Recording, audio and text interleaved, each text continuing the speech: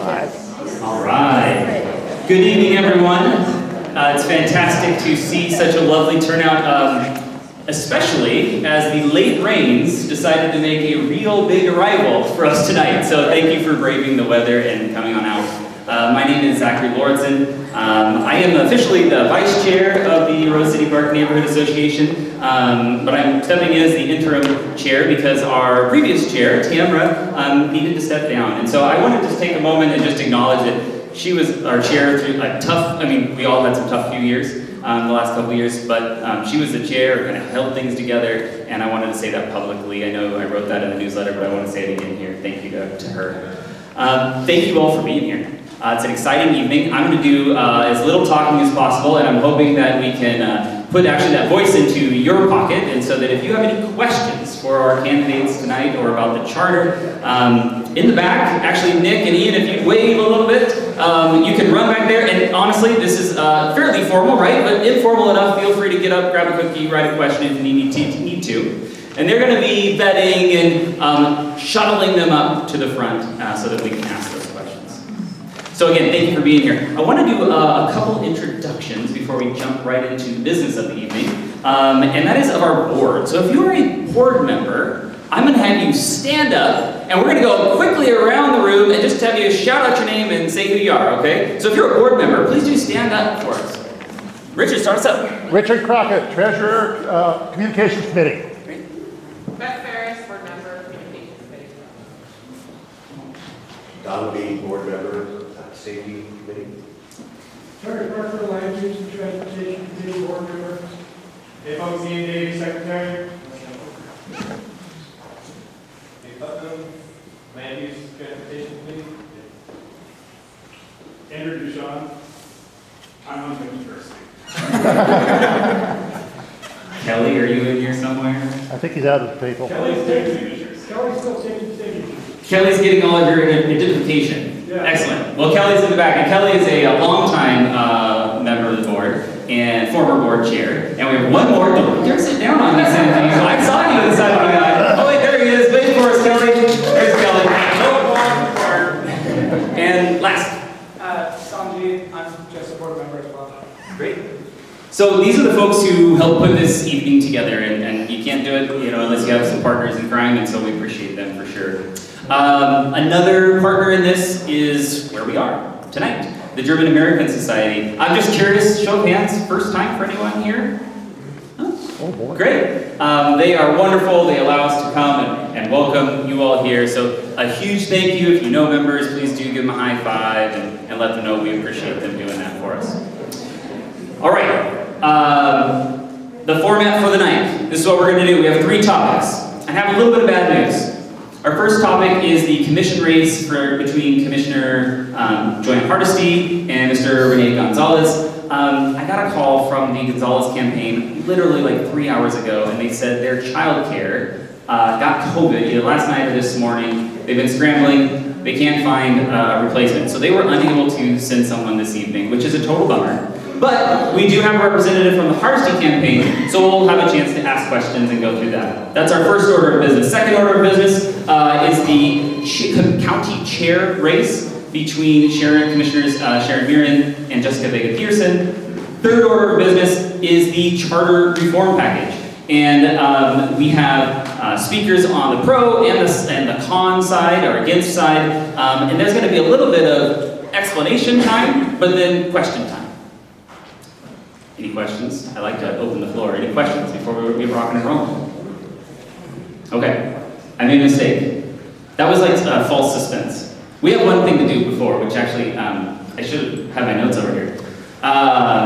We have a thing that we do as a neighborhood association, which recognizes people for doing big things, making an impact on their community, and it's called the Walker Award. The Walker Award is named after a former member of the board. I'm going to get my notes here. George and Esther Walker. They had many years of service to the Rose City Park Neighborhood Association, and this award was named after them. And this is for people who, they go above and beyond. They bring smiles, they bring help, they bring assistance. So tonight, we actually get to celebrate not one, but 2 different Walker Awards. And, it's one of those things that's a joy. right? Like we get to come together and we get to celebrate something that people are doing on their own with their own volition, their own energy, and their own money, and their own time. So, without further ado, Q1 Win, where are you? Come hang out with me for a second. Can I get a round of applause for her?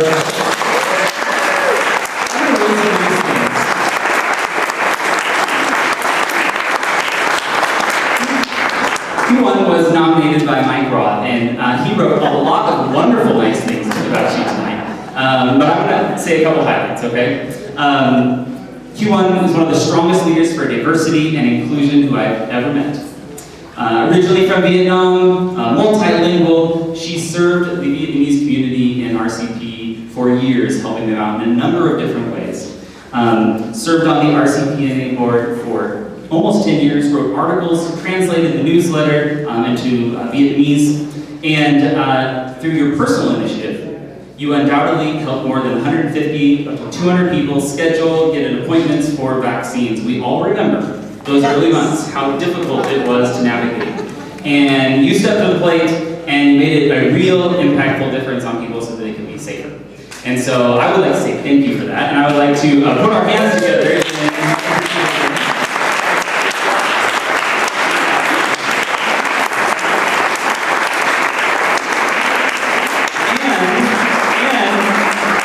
there's a check in the box for $100, so beer's on Q1. There we go.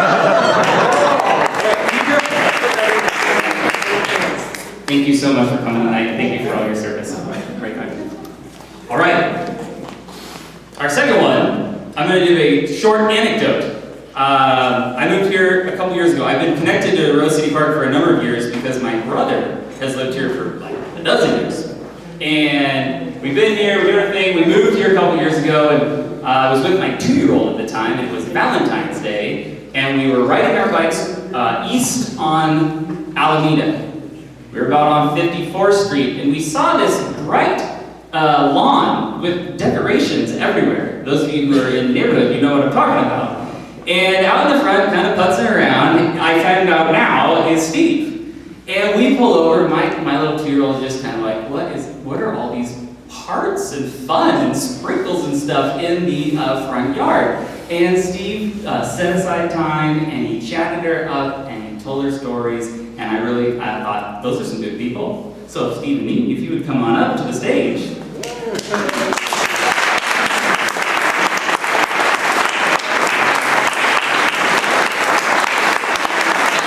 Unfortunately, Scott was unable to be here today. Nominated by Scott Greer, one of your neighbors. Scott has a few nice things to say about you all too. Okay. Steve and Nene Fitzwalder are two of the best community builders we know, and if we know something from the last couple of years, community means a ton, especially when you're missing it. Each year on multiple holidays, Steve and Nene gather with friends and neighbors and decorate their house to celebrate the season. Valentine's Day, Easter, 4th of July, Halloween. If you haven't been to their house on Alameda, it's like 2 blocks away. Halloween, it's crazy. Thanksgiving, Christmas, and all kinds of things. And you bring joy to our community, to those efforts. And I talked on the phone with Scott, and Scott said, they spend a lot of time on this and a lot of energy. And we appreciate that because it is beautiful and it brings people together. I'll share this. In the midst of the global coronavirus pandemic, we were reminded how important normal community activities are to all of us, families and children, to our mental health. There's no elitism here. There's seasonal celebrations at the Fitzwalters are welcome and a beloved part of our community. And I noticed that personally, and just judging by the reaction of the group, I think we've all noticed that personally. We want to say thank you for what you've done.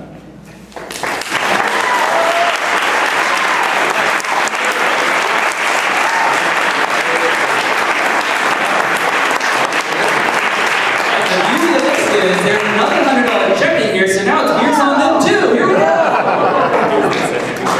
All right, let's put our hands together for these.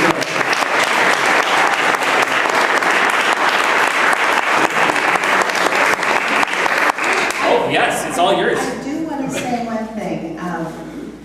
A lot of you know that we're at 51st and Alameda, but if anybody wants to take an in-home tour, just come up and knock on the door and we'll give you a tour of the inside. Because the inside is really probably just as good as the outside. Any night. Halloween night is a little hectic. I wouldn't maybe recommend that, but we are home almost every night during the month of October, just so we can entertain people and have them come in and see. Because sometimes we see their noses almost pressed against our window, wondering what's inside. So anybody is welcome. Just knock on our door and we'll let you in. Take a tour.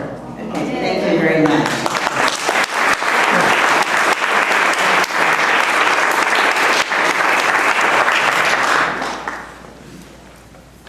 One of those smudges, I think, was my 2-year-old's nose, so I don't.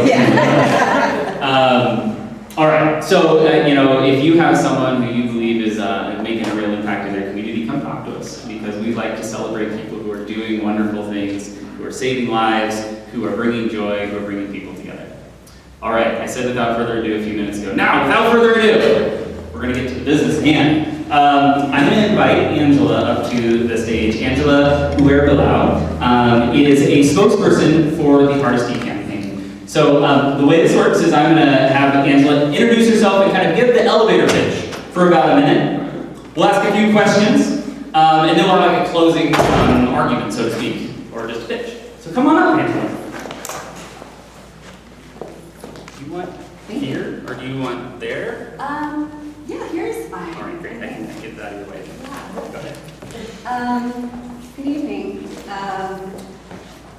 I am Angela Uer-Bilao, and I'm here on behalf of Joanne Hardesty. And first off, I just want to say thank you for your patience and your openness to listen to me, because I know it's different to listen to a supporter than it is for the person who's actually running for office. And for both Joanne and Renee, I really appreciate your openness.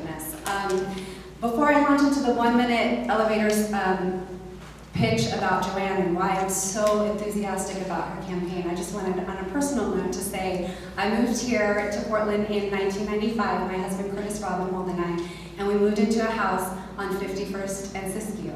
So this was our original community, and Curtis also volunteered with the association on this. Some of you may remember the Sandy, I think it was the master plan in looking at redesigning Sandy. So it just, and I've always been curious about this building. I've never been inside until tonight. So I just wanted to say that. We're still in Northeast, we live in Irvington. We have 2 girls who are in school in Portland Public Schools. But my connection to Joanne is also long-term. My mom, my late mother, Judy Uer-Bilao, she was a state legislator from the Ashland area in Southern Oregon. And she served in the legislature with Joanne. And I can tell you that my sister and I both worked for my mom. And as some of you may know, when you're a staff person, you see things kind of behind the scenes that maybe others don't. And in the legislature, there were people from both sides of the aisle who weren't very kind to staff. And there were people on both sides of the aisle that treated us with respect and with dignity and with affection. And Joanne was always one of those people. So I have great fond memories of her being in the legislature. But beyond sort of that personal connection, she was, and still is, has always been a champion for things that really mattered then and matter even more now. She's always been a champion for abortion rights. And when I say champion, I mean fighting all of these 20 years to make sure that it was safe, legal, accessible in Oregon. She has always been a champion for economic justice, has always been a champion for people who rent, for people who own homes, for people who do not have homes. And she has always been a champion for racial justice and pushing for accountability from the systems that are largely, they have been and are still largely unaccountable in our city and in our country. So those are the reasons why I've always supported Joanne, and I'm enthusiastically supporting her now, because I feel like we need her in the city, we need her vision in the city. She single-handedly brought us one of the most transformative initiatives in Portland, the Portland Street Response, which is, which is an unarmed, compassionate, and expert response for our neighbors experiencing mental health crises, housed and unhoused. You can tell, I'm a huge champion of Joanne's, and I'm really grateful to be here tonight to hopefully answer questions to the best of my ability. Great. So you mentioned one initiative, the Portland Street Response. One of the questions was, would you discuss at least one area where you have led in your years in the private or public sector? So your meaning, Commissioner Hardesty, an example of leadership in that regard. An example of leadership. Of in private- leadership or a policy or a program that exhibited leadership in those years in private or public sector. So I did mention Portland Street Response, which is hugely transformative. I also wanted to mention something that is a little bit more recent. So some of you may know about the pilot project that Commissioner Hardesty, Joanne Hardesty, helped bring to fruition in partnership with neighbors in the Mount Scott area. And so our neighbors there have been experiencing, and you may have seen in the paper today, an inordinate amount, any amount of gun violence is unacceptable. And they have been experiencing an inordinate amount of violence in their neighborhood. And Joanne worked in partnership with neighbors who live in that area and community advocates to try and come up with some innovative solutions to reduce gun violence. So she helped spearhead this pilot that over 3 months helped reduce gun violence in that neighborhood by over 60%. And a lot of it, and I have to be honest with you, when she first started talking about this, when Joanne first started talking about this, because part of it involved traffic calming. The vitriol and backlash of people that mocked this idea of trying to slow people down in the neighborhood was astounding to me, because I think, well, here's someone who's trying to do something. And it might be a little bit strange to some of us who think, how can actually traffic calming decrease violence and decrease crime? But that is part of what happened in that neighborhood. I think that's an example. And I think, it's my understanding, that the mayor and the rest of the council are now interested in expanding this kind of pilot throughout the city. So that would be an example of Joanne's leadership. Okay, great, thank you. A question is, the Portland Clean Energy Community Benefit Fund has funded energy retrofits for many Portlanders of low income, resulting in lower energy bills. As one of the leaders in building the coalition to get this fund going, what is her vision for the Clean Energy Fund in the next 3 to 5 years? I'll try and answer this to the best of my ability. So that, the Portland Clean Energy Fund, or if you've heard the acronym said PCEF, because I hadn't heard that before. PCEF is pretty exciting, and it is innovative, and it is making a difference. And also, I don't know if you saw that Joanne's colleague on the council, Carmen Rubio, this actually falls under her purview, under her bureau. And it sounds like we're going to be seeing in the next three years an even more expanded rollout, which is super exciting. And I think some of the grants are really interesting. So, for example, the Street Roots has bought a new building downtown to be able to offer more room to our vendor neighbors who sell the paper to come in and get the paper.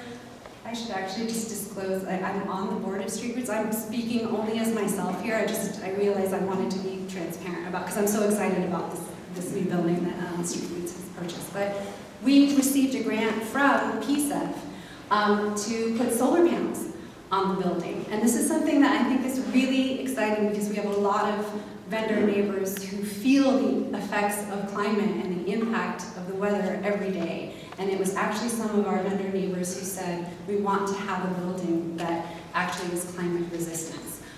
So that's just one of the many things that Joanne and Carmen and others are working on in the city. Commissioner Hardesty is the Chief Director of the Bureau of Transportation. 100 people a day are killed by cars in the United States.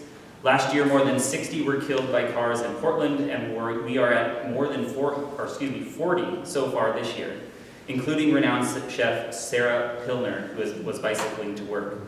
As Commissioner of PBOT, that's the Bureau of Transportation, how would you expedite making changes to our roads to make them safer for people not in cars?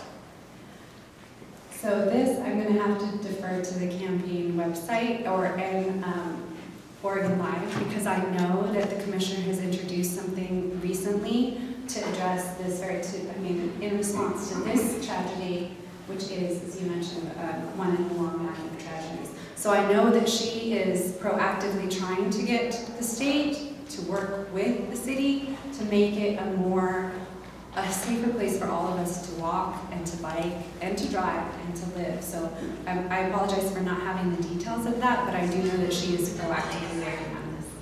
Okay.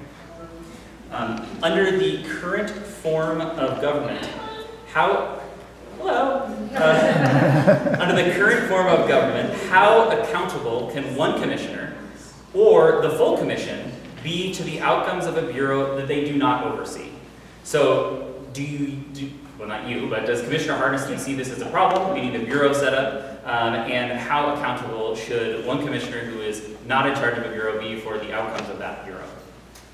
Oh, I feel like this is a very good and timely question. So, and when I say timely, it's because if you've been receiving mailers, or you've seen ads, or you've been on social media, there's been a concentrated effort to blame Joanne Hardesty for all of the ills of the city, and to not give her credit for the things that she's done that are working. So the mayor, and I also want to say there was a recent editorial in the Willamette League that called Joanne one of the loudest voices in the city. And the reason she's one of the loudest voices, this is me personally speaking, is because we have had a leadership vacuum in the mayor's office for a long, long time. The mayor is in charge of the safety of the city. The mayor is in charge of the Portland Police Bureau. And yet it is Joanne who came up with this pilot in partnership to decrease gun violence in the city. Commissioner Dan Ryan is in charge of our Housing Bureau. And yet it is Commissioner Hardesty who pushed for and spearheaded this Portland Street response. So I really struggle sometimes to understand why all of the burdens of the city, there's been some really vitriolic things said about Joanne and towards her. You know, danger to the city, we have to save the city, and I honestly don't understand that. It's taking the failures, forgive me, again, personally, of some of the men in position of power in the city and laying all of the blame on a woman who is doing her utmost best to try and keep us safer and healthier and more connected. So, I guess that's a long answer to that question, but I think she's done an extraordinary job in a very, very difficult time. Richard, time check, are we doing okay? Yes. Okay. The COVID pandemic showed us how easy and popular it is to utilize Zoom and other technology to do some types of work from home. Some estimates say 30% of office work will continue to be done remotely or within a hybrid model. Given this, what role can the city commissioners play in reimagining our downtown? I have my own ideas, and I'm sure Joanne does too. I think part of an answer to that question might be, I don't know if you've seen, the mayor and Dan Ryan have put forward this plan. It's very much not detailed yet about how to deal with houselessness in Portland. And the number one thing that, out of the gate, in my opinion, is more about cruelty. It's about criminalizing our neighbors who don't have homes. And I think that if we are going to have a vibrant downtown, as you said, like a lot of us aren't going back to work in the same way that we did before. A lot of people aren't going downtown to work because they are working from home and would prefer to work from home. So what can we do to revitalize our downtown while accepting that, like many cities across the country, we might not ever return to the way we were, but we can return better, and we can return smarter. So I think there's a lot of pressure on people to come back to work in the old traditional way. And I think that Commissioner Hardesty is looking for ways to support the downtown being vibrant and safe and revitalized in a new way, imagining a new kind of downtown that all of us feel safe and welcome. Last question. Last question.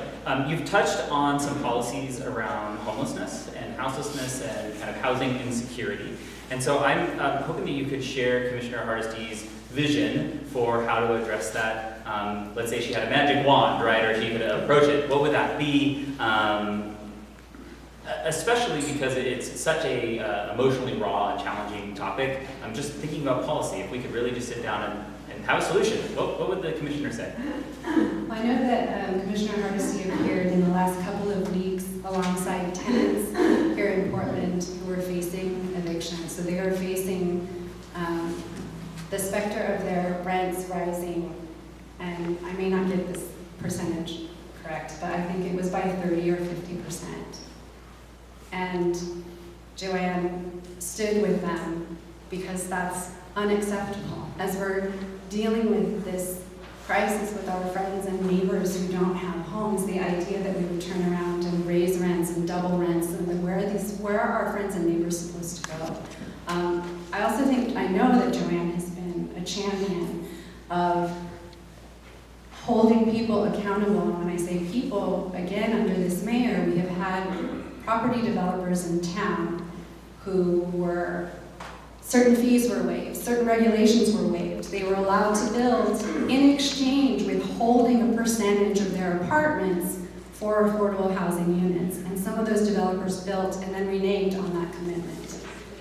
And the mayor said, okay.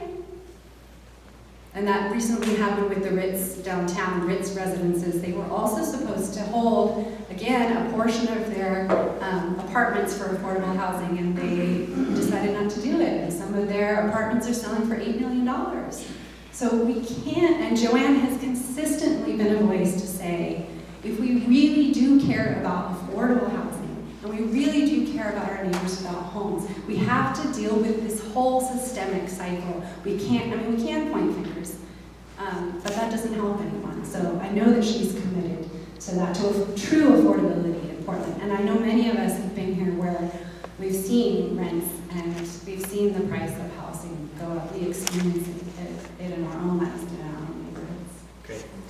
Okay, so our format tonight is now to give you the 1 minute, and ballots are in your hands, right? And so if you had the 1 minute elevator pitch closing argument, the floor is yours.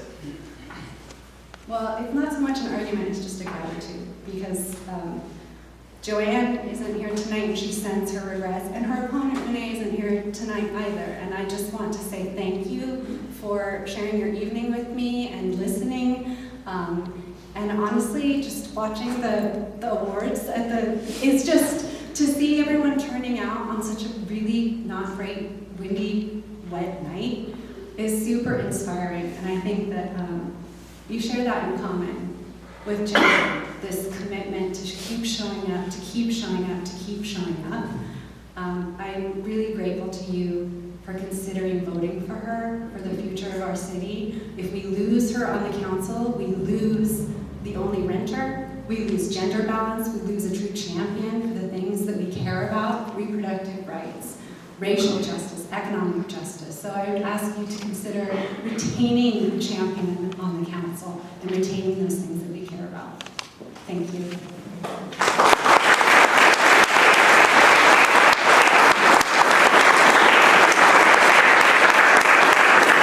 Thank you so much, Angela. In my former life, I was a teacher, and one thing they always taught us was, don't sit too long. If your bum's dumb, your brain's dumb, if you don't mind. So I'm going to invite Commissioners Vega Peterson and Mirren to come join me in the front, and while you all stand up, stretch, say hi to your neighbor, and in like 1.5 minutes, we'll come back together.